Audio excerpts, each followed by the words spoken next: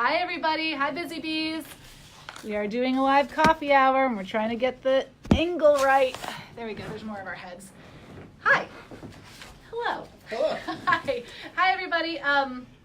Hillary here with Michelle and Andrew for another coffee hour live from St. Christopher's Church to you on the Hive. We have a couple of great questions today, but we just wanted to first say hello and ask, how's your fall going? How's your fall going, guys? It feels like fall today. It feels like fall today. Yeah. Yes. Yeah, we've been in really full mode this morning. It's been not back to school Sunday, but that's homecoming's next week. So, Yes. so if you're in the area, come on down because we still had a really fun time today. We had our first responders service. Good stuff had by all. All right, well, we have gotten a lot of great questions again, and as like last time, we won't be able to get to all of them, but it does not mean we do not have them. We have a nice list of them, so eventually what we try to do is categorize them, and so you'll hear your question at some point, I promise. So we're going to start first with a series of questions dealing in particular around the recent priest scandal in the Roman Catholic Church, but as you'll hear, in the church global. For those who may not have known or not have heard, recently in Pennsylvania, it was indicted. The Roman Catholic Church was given a finding. We all were, that there were over 300 charges of documented. Over 1,000. I think it was 300. Over 1,000 documented cases of child abuse perpetrated by over 300 priests, and those are the ones that are documented. So they think the count is shockingly higher. New one yesterday. Mm-hmm. Yep, a new one just yesterday. Obviously, those sorts of statistics are heart-wrenching and terrible, especially when you think that we're just talking about one state. We're just talking about Pennsylvania. And we're not even talking about the entire state. No, exactly, just one part of it. Yes. Yeah, so we wanted to talk a little bit about that from our vantage point, but also as members of the church Catholic as a whole, remembering that Catholic means universal. The three of us here are Episcopalians, but we really do believe that the body of Christ is one. So it's not just a scandal happening somewhere else, it's happening. So we want to talk a little bit about that. Either of you want to start? Maybe not. She pointed at me. Well, so we were chatting a little bit before about what we could talk about. I think a couple things. I think one thing is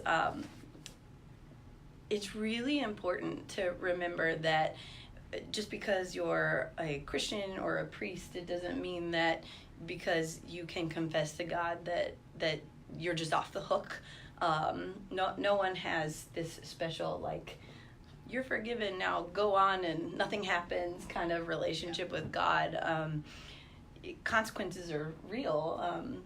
Confession is not something that you just do when you're done. Like, there are things that happen. There are prices to pay sometimes, and yeah, I think this is an important point because when I've heard people talk about their frustration and their sadness with this, a lot of times what I hear is, well, are these people just going to confession and told that their sins are forgiven and that's that?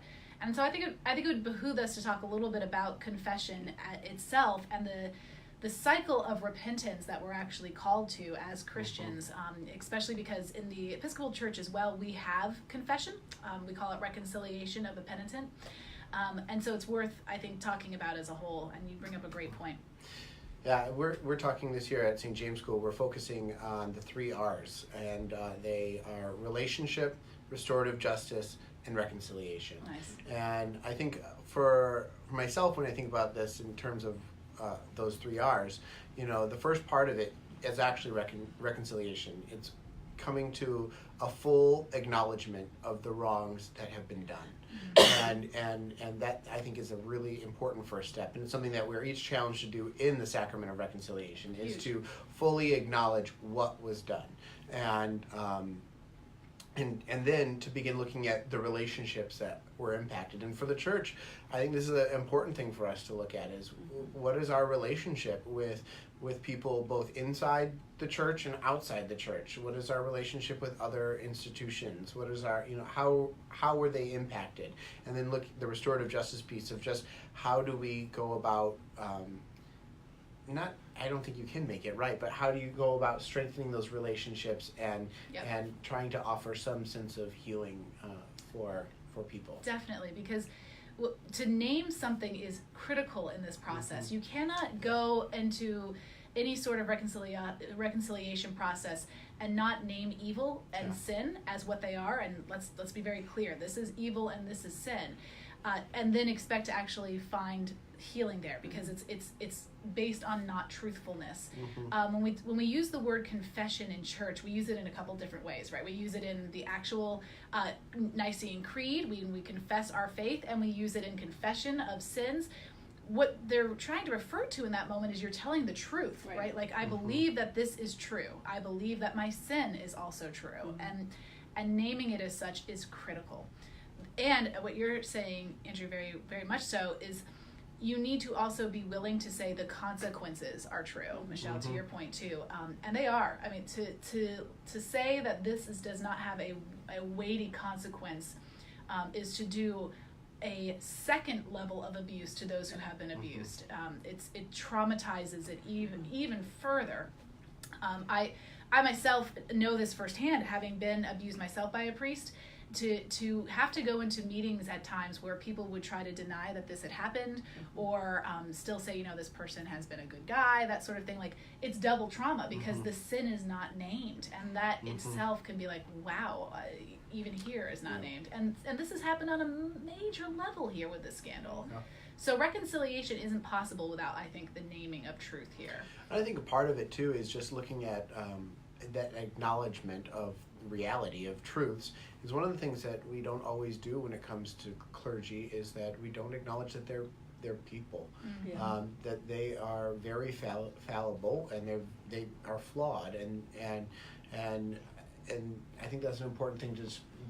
We shouldn't have our clergy on a pedestal necessarily. I think we are called to be moral examples and do all of those things, but we fail in it just like everybody else, and we shouldn't pretend like we don't. And that's, I think, what's critical there too, is when that happens, to say, well, then sometimes people need to give up the role of priest.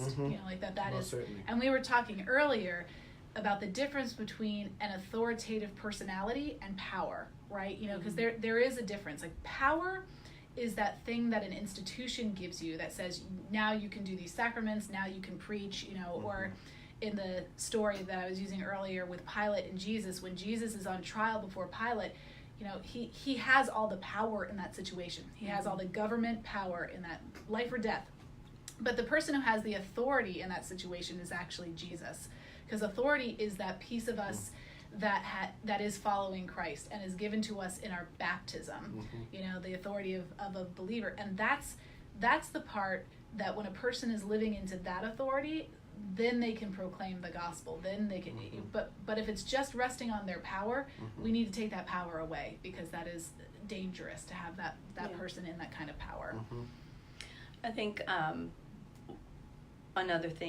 couple other things is remembering, like you said, it's the church universal. This isn't just a Catholic church problem. I mean, I did not grow up Catholic. I didn't grow up Episcopalian either, but these were ever-present scandals in my wider church as well. I don't think that there's any area of the church that's untouched, because we just heard about this at Willow Creek too. Right, a very famous mega church. Yes, and they cleaned house. They did.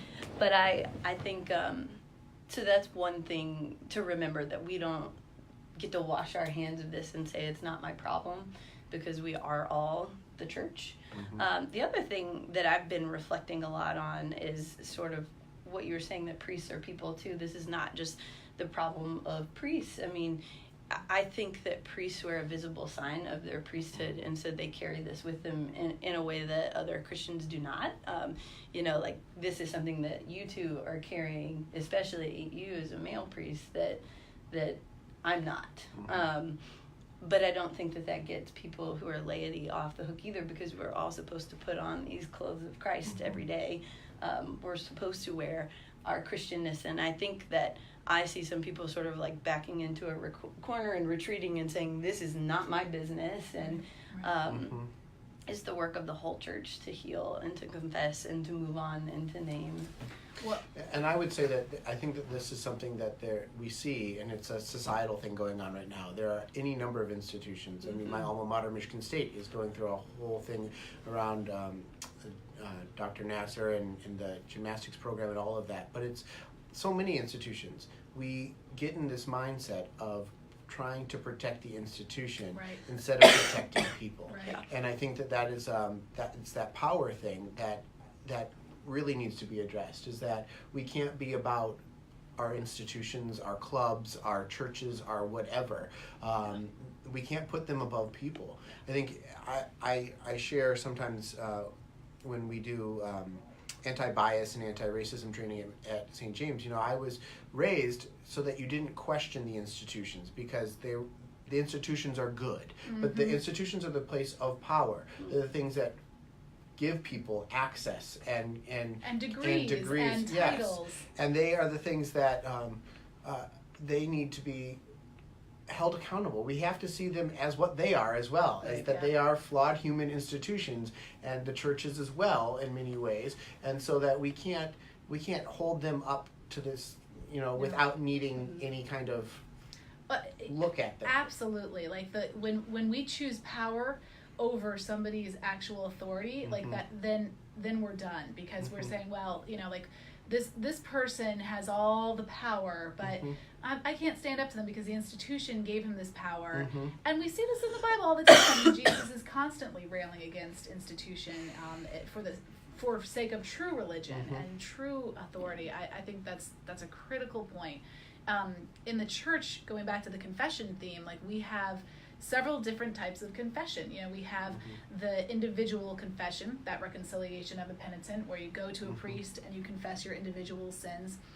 Also the place where, as an individual, you should say, I need to maybe give up some of this power because I am not the person of authority to have it. But there's also the confession we do every single Sunday, which is absolutely not about the individual, really. It's a corporate prayer. It's a we prayer, confess. Exactly. We confess our sins. And that means it's the church confessing her sins, which is, I think, very powerful, because it's a time for us to examine, just like in the individual confession, right? It's to say, where have we gotten so drunk with power that we are letting the power of this institution drive it instead of the authenticness of Christ in it drive it. And that's, if we blow past that corporate confession every week, then we're forgetting that there's a corporateness to our sin as well. Which I think is major.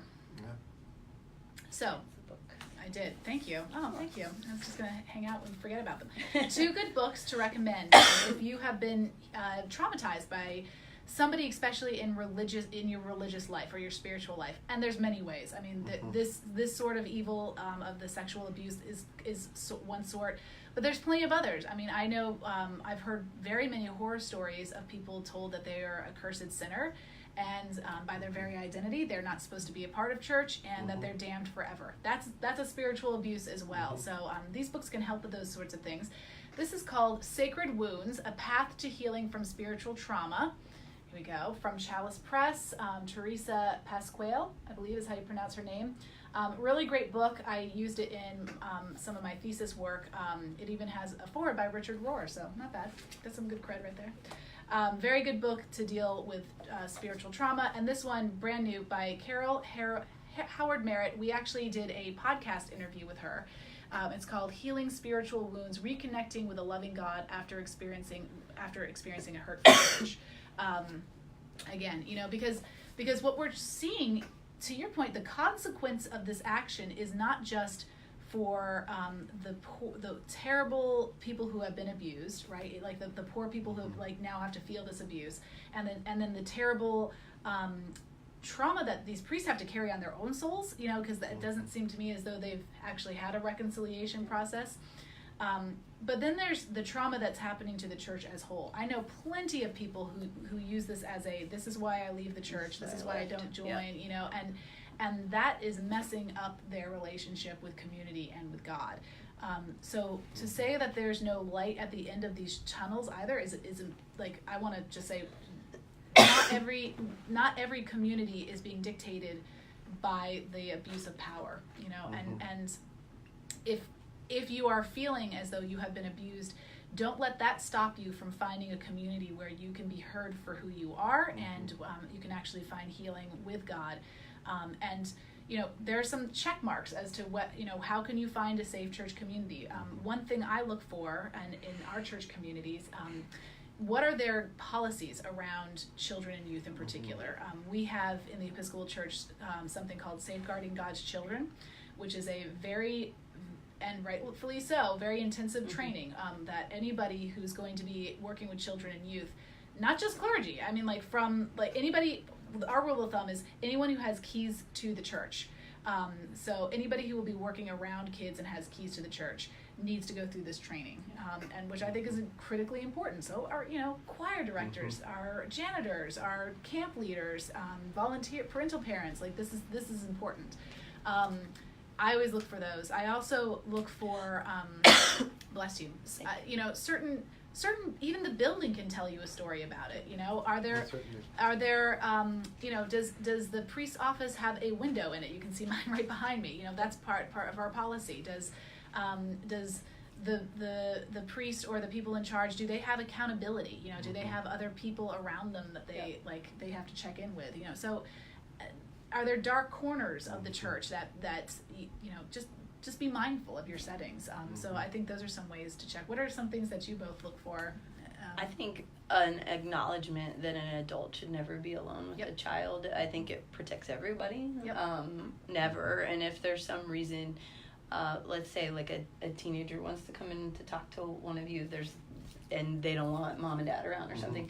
There's the window, but there's also that the door is open. I mean, when I work with children, and as I do a lot, if I'm doing pastoral things and we need to be alone, we're not really, the door is open, and someone always knows that I'm in there with the child. I think actually that extends even to adults, right? Absolutely. You know, like that you, my staff, I always, for example, I go over, you've been in staff meeting with me, I go over my calendar with everybody so that people know who I'm meeting with, what time in the building I'm going to be meeting with them. You know, all these things are important, and we have a denominational wide standard that if you're going to be meeting with somebody more than 6 times, you actually have to tell your bishop about that, like as a pastoral concern, just so the bishop knows, like, okay, you know, like this is not going beyond the bounds of a good pastoral relationship. You know, so even built into our canons, there are safeguards, and so I mean, you know, you probably don't show up the first day of visiting a church saying, "Hey, can I see your canons?" But like, so you know that there's some stuff built in. Yeah, I think one of the things too is you get a sense pretty quickly. Not every church is as good as other churches or community of faith at telling the truth. Yeah. You think that the church should be a place that they should do that, but you get a sense whether or not they're really honest with one another about who they are, both as individuals in the community, but as a community as whole. And I think that when you are a member of a church, making sure that it's a place that tells the truth about itself, that is doesn't cover anything up, because I think this scandal, in the church, I mean, one of the most distressing things is that it was covered up, and that wasn't over exactly, and there wasn't acknowledgement. That first step of reconciliation, there wasn't an acknowledgement of something being wrong.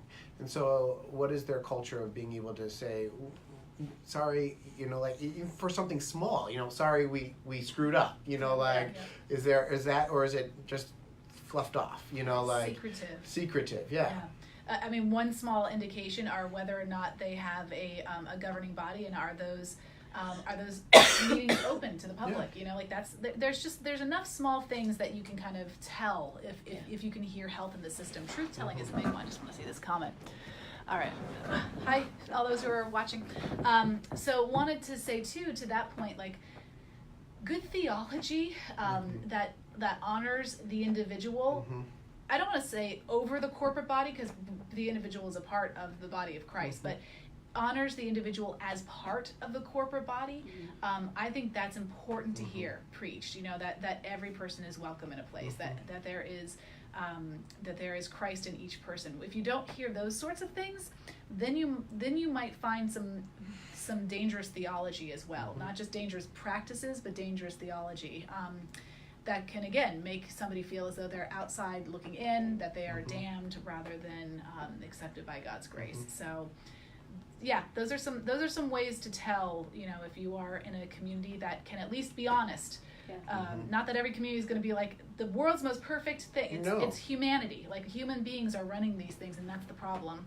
But like, I mean, the truth is, in any community or any relationship, there are going to be times when things don't go right. Of course. And what does the community do with that? Yep. How does it respond? And I think that is just an important thing for us to even ask in our own lives. I mean, like, it's a personal reflection. And how do I respond when I make a mistake? How do I respond when I don't, you know? And it starts with us individually and then grows out from there corporately. And again, just making sure that we're not putting the institution on a pedestal, that we're okay with being part of an imperfect thing. You know, because we're imperfect people. I mean, one of the things that people always say, oh, the church is full of hypocrites and all of that kind of stuff. You know, well, of course, the church is full of people, exactly. And we can't put these institutions on pedestals. You know, they are flawed human things, and so are we. We're human. And it's that question. When I walk in here, are they more concerned with the power and pomp and circumstance of this whole thing, or are they more concerned with their authentic identity as a Christian community? And that's, I mean, you know, like when you walk into a place, you're like, they're drunk on power or not. And I don't just mean the priest. I'm, you know, like the community. Entire community. And that. Follow your gut on that, I would say, because that's the Holy Spirit. Anything else we should add about this? If you're just tuning in, those books recommendations are Healing Spiritual Wounds and Sacred Wounds. So if you're looking for two good books on finding a pathway for healing about that. Okay. The next group of questions we had, you know, especially because this has a lot of parents thinking about stuff as well. It's back to school time, especially for parents who are perhaps having kids go to college for the first time, or kids going to just school for the first time. I know. She looks so cute, by the way. Oh my gosh. And Elvie also started at preschool too. Oh my goodness. So yeah, and you know, Dee started at 5th grade. So you're starting your new school year. I don't know. A lot of startups. Our questions are really centered around, one, how can parents do that? How do they do that hard work of letting their kids go? And these schools are such markers of that time changing. Also, how to do it with some sort of integrity. You know, like, how do you help your kids find their place in the world? We'll even talk a little bit about how they find their place in church. And then how do you... and then suggestions for parents who are trying to cultivate their own identity. Because so often parents can get wrapped up in their parental role to the point that they need help kind of diving back into who they are. So who wants to start where? I mean, you guys are both teachers. How's it been? When you see parents like dropping their kids off, or when you are that parent, how's it been for you all? Well, I'll say, I think being on both sides of that coin, it's like the devil and the angel on my shoulder kind of thing. Like, I want parents to be able to just let go, but I also understand how hard that is. You know, my 2-year-old started school, and the first day we acknowledged that Daddy needed to do drop-off because Mommy, the teacher, was going to have a hard time, which is true, because my daughter, like, apparently didn't even care that my husband left. But then the next day and the next 3 days when I brought her, there were tears, and, you know, she was crying, and I looked sad, and the teacher looked, you know, the whole room was crying there too. But on the back to school night, one of the things that the teachers talked about, they gave us one of these Scary Mommy articles that was talking about letting go. And Scary Mommy, some of the stuff is kind of just makes me laugh, but there was some good wisdom there some of it is just realizing whether you have a preschooler or a kindergartner or a high schooler or even a college student, that the people on the other end receiving them are professionals and they know what they're doing, and you have to trust that your child's going to be okay, and at some point you have to give that over and let that child be. And that goes back to our first conversation, like, because you know that institution that you're letting your kid go to is one you've vetted, is one that you feel safe about, and like, because it's, I mean, we as parents, I think this day and age, we have more access to finding out, like, are these places really safe or not than we've ever had, and there are more parental controls and institutional controls than we've ever had too. So that's a good piece of advice. What else did that article say? Because that's a good one. I would smile for your child. Like, your kid reads your emotions. If you're upset, they're upset. I think that is regardless of age. And just help your kid know that they're going to be okay, that they've got this, and I think that's just as crucial for a kindergartner as it is for a freshman in college. Like, you have to help your child have that confidence to know that they're going to be okay, that they can handle this. They've done all the work to get to that point, and they're going to be okay. And you're going to be here at home waiting or on the other end of the phone or whatever if they need you. But, like, you're not carrying them through their day, whatever that day is. Well, and the other thing too of what you're saying is, I mean, like, the metaphor that we're using here is like, oh my gosh, my kid is changing, time is elapsing, like, and it makes us think about all the ways that's true. So there's grief mixed in here. There's joy, but there's some grief too, because that it always marks the end of something that has been. And can be great for what's coming next, but it doesn't mean that's not true. Right. And so the ways we help our kids through that goes on for years and years. We got a good rainstorm going on here. So windy. Like, my mom will still be a person who will give me, like, go girl, like, you got this, and like, she's great like that, and always has been, to be able to say, like, you can do this, and I'm here if you need to talk about it, and that's very helpful to have a touchstone. So I think that's advice that keeps going, at least for me. Thanks, Mom. How about you? So I mean, I teach in middle school, Yep. and I think one of the things that we really strive for and really look for is building the relationships with the parents, so that we're their partners, in this work of helping their children grow. And, we're not just there to teach them, how to read and write and math and all of that, but, like, to really be a partner in helping parents to see their children become the young adults that they want them to be. And that they hope that they will do, And so I think that making sure that we're just, we've done that hard work of getting to meet parents where they are, and we do home visits to every new student at the school, and we just finished a whole week of parent nights where all the families come in and we have dinner together and we talk about the year ahead, and they get to ask questions and all of that. And I think that the more that you can do and feel like the person that you're giving your child to for school or other thing, that they're a partner of yours, and see them as that. I think that that's one thing that as societally, we've moved away from, unfortunately, is, like, we think that you have to do parenting all by yourself, and, and you don't, and you shouldn't, because one of the things I know, even as a priest, like, I don't have all the gifts that are necessary to do this, like, I don't have all the knowledge, I need other people to do this with me. You have a lot of them, Andrew. Well, but you're only human beings. We need people to be with us, and I think that is something the same with parenting, is that we need to find other people, other adults. Village. Yeah, you need your village, exactly. And I think that's an important thing. So for me as a teacher, I looked at how are my relationship with the parents, like. Yeah, that's great. That's great. I mean, and I think that balance is what's really important, because I think what you often see today in schools and with and in my own parenting, I own this, that you get off balance, where it's instead of there being a partnership, some people think, well, it's all the school's job, and other people think, well, I have to go in and fix everything for my child. Oh my gosh, they forgot their homework folder. I've got to go to school right now, instead of just letting the kid, like, kind of stress out about it a little bit and realize next time I put my homework folder in my bag. And I think, but something you both said that reminds me of the earlier conversation again is that institutions and schools and places just need to do what they need to do to make sure that parents feel safe. And if parents don't feel safe, like, don't find something else. Yeah. If you have the privilege and the option of doing that, which not everybody does, but then find a way to make your voice heard and through all of that as well. So let's talk about college kids in particular. That's its own little breed of, talk about grief, like that's going to be one of those days where I don't know who's going to cry harder, Ken or me. I know it won't be Delia. Like she'll just be like, whatever, get out of here. Please stop embarrassing us. She has, every first day of school has been her being like, peace out, I'm going. She's strong.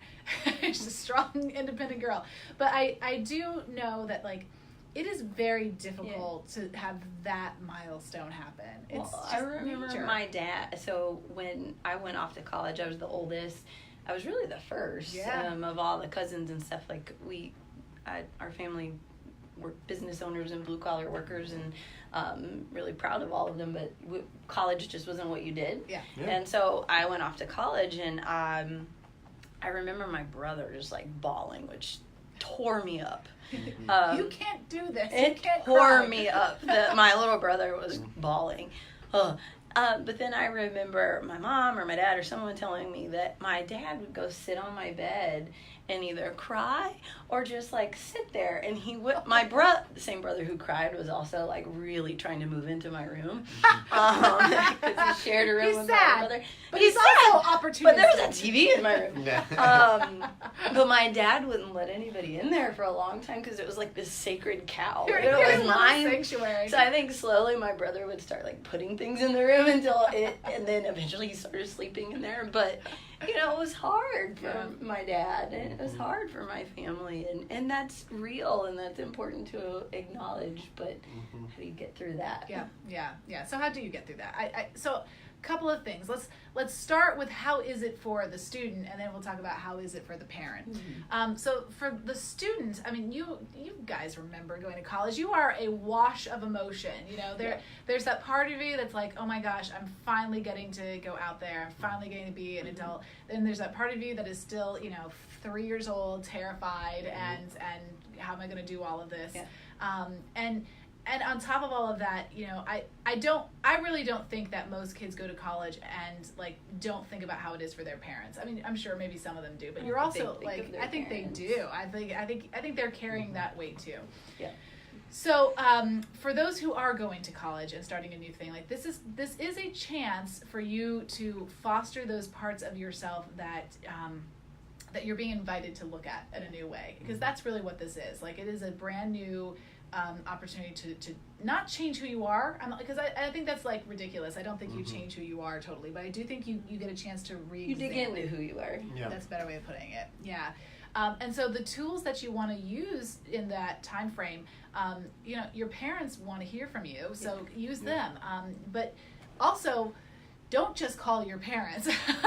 Like, there are other people in the world that you can learn from. You can contact your teachers. You can absolutely, there's on campus therapists quite often, but this might seem, you can find a church. I was going to say this might seem like really obvious advice coming from us, but, like, you absolutely can go to church. Just because you're a college kid does not mean you don't. And if you're a freshman and you can't drive, churches always have, like, caravans of people who will take you to church. Sometimes they even have a van. I rode the van for a while. They may even have on-campus services. So, like, absolutely. Like that is a absolute great way to find a different set of community. My church community when I was in college was so much more the people I looked forward to seeing every week than any party that I was going to say any party I went to. I didn't go to parties. I was super lame. I never got invited. But, like, had I been, I would have rather gone to church. So, you may not be that lame, but some level of, like, finding your own tribe that's dedicated to a spiritual practice is, I think, important. What are your other tips? I think one of the things I just thinking about my own experiences is that I decided when I went to school, my mother cried a lot, and that whenever my mother cries, I cry. And so, but it made me realize how much I love my family. And, that was I knew, I guess, I loved them, but I didn't know how much, Yeah. you know, like, and it set me on a course of wanting to make sure that this was a good, strong relationship. So I had lots of kind of awkward conversations with my parents.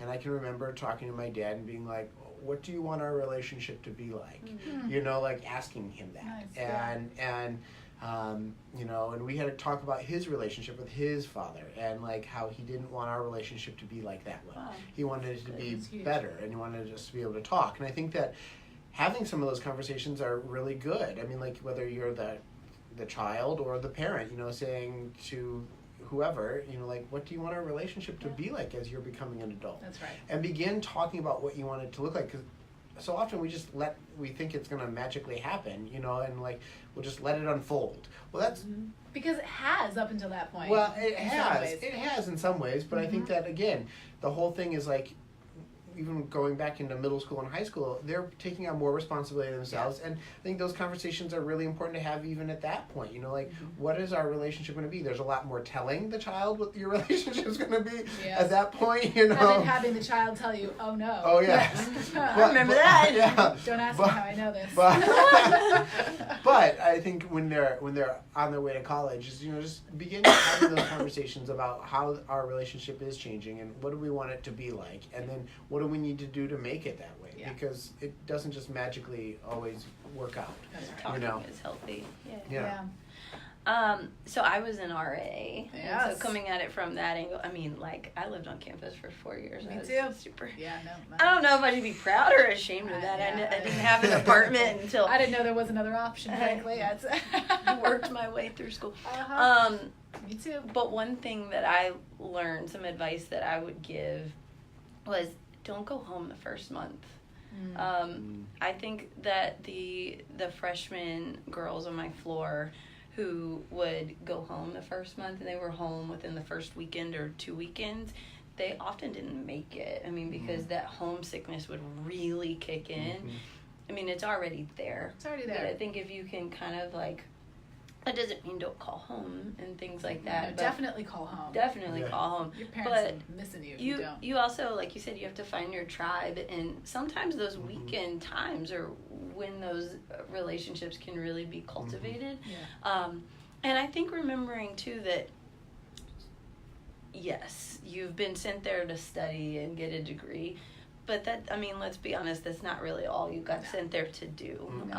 You're developing your whole person, and I think it's really important to lean into all that. And plus, college is a good experimental ground for trying out this work, social life balance that you're going to be doing the rest of your life. Yeah. You know, you do consider your academics to be your work, and for many people like me, you're also working on top of that work. Totally. But you know, how do you do the social life thing too, and and make friends who are different than you, and be willing to adjust course. I mean, I got to school and I started. Our school, the freshmen moved in and classes didn't start for a couple of weeks, and so maybe longer. It felt like forever. And so you just had all this social time at night to do things. And so I tried different things and was hanging out with my roommate a lot and found that the crowd I had gotten myself into in the beginning was not me. Yeah. And so I think one of the most wise things I did was sit down and think, no, it's not too late to adjust That's course. right. It's never too Yeah. late to adjust course. And that's when I found a parachurch organization, and I started visiting churches and you know, just shift. It's okay to shift. Like, you're always shifting in college. I mean, I changed my major like 4 times. Yep. It's okay. Yeah. And to practice that now, because as an adult, It's we harder. need, it's harder, but there are definitely it. times when you need to make a shift, Yep. but you get so entrenched in your adult life that you're like, I can't. can't, but you need to. So I think that's wise. The other thing I would add to all of that is this is also the time when you can start learning how to own Sabbath in your life. You know, it's something that most adults I know, if not every single adult I know, especially these two right here, and me, like, we're not good at Sabbath because we're busy. What do you mean? Oh, I'm sorry. I didn't mean to call you out. Well, when it comes, I'm very good at it. Yes, I mean, but actually making space for it. for it That's in the thing. daily life. Yes. Like carving out the time that is like apart from work and apart from other people, like that's just between you and God. Like, now's the time to start learning how to do that, because it only gets harder as you get an adult. Anyway, I'll speak for myself. I won't speak for you two, but I think one of the things that I just want to say is, I think that having that distance, that separation, that time to establish yourself in a community is a really important thing. But I also think that it's really important that as a college student that you bring your social life back home as well. Like, bring your friends home, and parents be open to your kids bringing their friends home. They may have tattoos. They may have piercings. It'll just roll with it. Might bring their laundry. And they might, exactly. Likely. My mother always used to say, like, why do you keep bringing all these people? And I said, because I'm really proud of you and I want them to meet. I mean, I'm really proud of my mom and dad. Like, so I like showing them off, but I like people getting to know them, because one, my parents, I think, they get to know me and they get to know my friends, but they can tell me about my friends too, because I don't always see things. So they're just wonderful people who I know and trust. What did they say when I met them? Oh, well, they had a whole bunch of... No. We love that, Hillary. Absolutely. So, okay, that's good for, I think, students in particular. Yeah. Adults, the first thing that came to my mind as how you can help your kids get established is, again, something that my mom gave me. So if you're still watching, Mom, I'll probably get a double you're welcome from you from this one. My mom told me, and this was from middle school on, that if I needed to use her to get out of something, I absolutely always could. Yeah. So let's say I'm at a party, I need to get out of there. I can say, oh, my mom told me I need to call her, or I whatever. Like, because you can be that line in the sand and an ally to your child by being that person. Telling them that is also critical, so that they don't have in their back of their mind, if I tell my parents about this, they're going to kill me. Like, I cannot talk to my parents about this. Now, obviously, have standards for your kids. Like, let them know that they shouldn't be doing X, Y, and Z, and that your family doesn't. Not as a you won't, but as our family. Like, this is what it means to be a part of our family. And Brene Brown talks about this. There's a big difference between saying, if you do this, you are out, and saying, like, as a part of our family, we don't do this collectively. Like, because otherwise it's shame, and the other piece is, like, we can learn from this, you and I. But back to what I was saying about Mom, like, she would give me that out, and that meant I knew I could call her if I needed, and like, that would be in any safeguard. So give your child the gift of your being their ally.